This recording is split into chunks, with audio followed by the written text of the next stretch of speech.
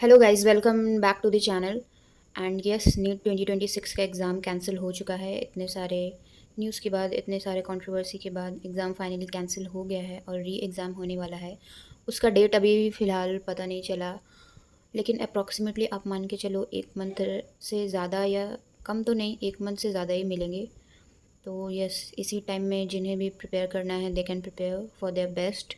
और जिनका अच्छा एग्ज़ाम नहीं गया है वो तो अपना बेस्ट ही देंगे और इम्प्रूव करने के चांसेस मिलेंगे उनको इस वाले में। जो जो मिस्टेक्स हो गए वो सब ध्यान देंगे इस पे। और जिनका इस बार सिलेक्शन हो रहा था, बहुत अच्छे मार्क्स आ रहे थे, I will very sad for them. सच में दिल से बहुत बुरा लग रहा है उन लोगों के लिए। अगर मेरा सिलेक्शन नहीं हुआ तो कोई बात नहीं, लेकिन दूसरों का ऐसे पेपर लीक और स्कैम ये सब की वजह से सिलेक्शन रुकना, it's very heart broken and what to say. कुछ नहीं कर सकते हम लोग। As a student we only prepare for the exam, और क्या ही करेंगे। सो मैं यहाँ पे एक थोड़ी सी कन्फ्यूजन हो रही थी मुझे, दैट मैं 2027 के लिए प्रिपेयर करूँ या 2026 री नीट के लिए। क्योंकि आपका 2027 के लिए अगर आप प्रिपेयर कर रहे हो तो आपका इसमें भी टाइम जाने वाला है।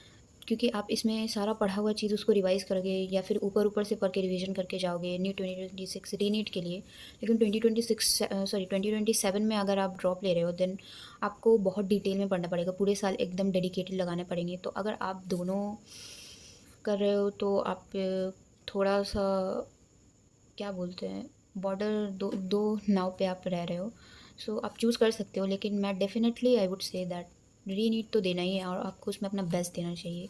मैं भी री नीट में बेस्ट दूंगी, क्योंकि बहुत सारे मैंने वीडियोस देखे और उसमें बोल रहे हैं जिनके भी मेरे भी 400 से कम आ रहे हैं, कम आए हैं नीट 2026 के पेपर में। तो मैंने भी वो लोग जो वीडियोस बना रहे हैं उनका मैं बता रही हूँ, दैट वो लोग बोल रहे हैं उन्हें पेपर पे उतना मतलब कि फ़ोकस नहीं रहना चाहिए, 2027 के लिए प्रिपेयर करना चाहिए। But I would definitely say that आपको री नीट के लिए भी उतना ही 100% देना चाहिए, क्योंकि आपका एक कॉन्फिडेंस आने वाला है इससे। और कम से कम एक घर में बोलने के लिए तो होगा that yes, I am scoring 400 to 500 between, और मैं केपेबल हूँ इस एग्ज़ाम को निकालने के लिए, मेरे में कैपेबिलिटी है।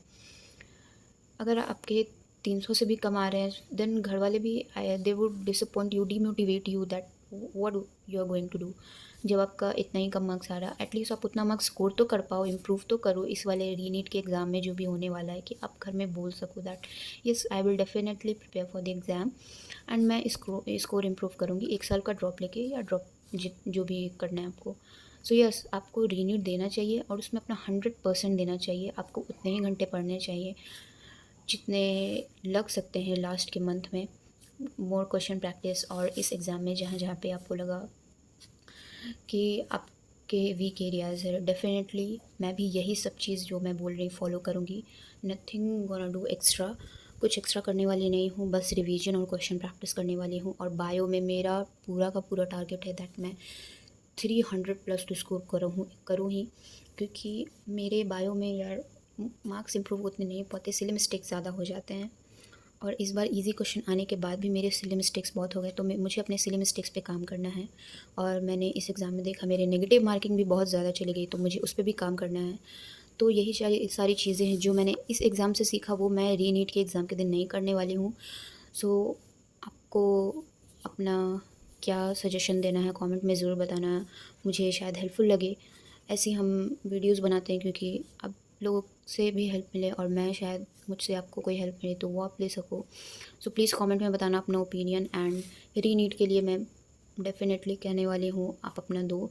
और अगर आपको एकदम ही नीट से ये हो गया है दैट नहीं, मैं ये वाला एग्ज़ाम नहीं देने वाला हूँ, तो आप 2027 के लिए प्रॉपर प्रिपेयर कर सकते हो। इतना एग्जॉस्ट नहीं होना है अभी से। एक डेफिनेट 20 में से जो बैच शुरू होने वाला है उसके लिए प्रिपेयर करो आप।